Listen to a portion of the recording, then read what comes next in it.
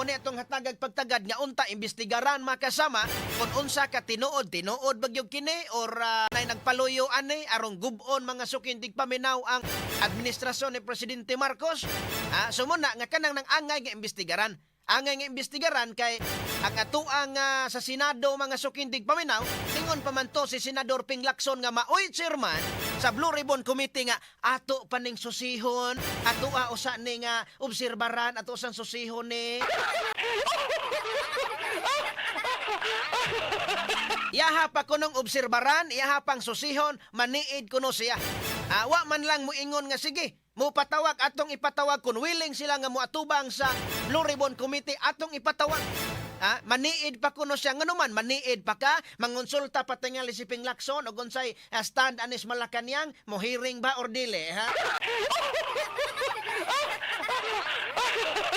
Ano man, labi na. Unya, og ako mo'y Irwin Tulfo karon, ha? Ako mo'y Rafi Tulfo, ako mo'y Irwin Tulfo, mga sukindig paminaw.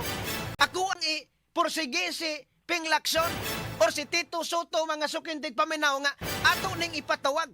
Ato ning ipatawag kay andami nga mo kanang naa nga mangutana dito sa hawanan sa Senado, hawanan mga sukindig paminaw sa Blue Ribbon Committee.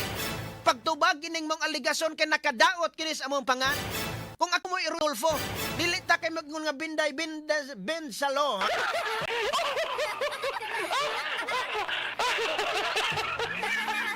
Ano man, gipasanginlan sila.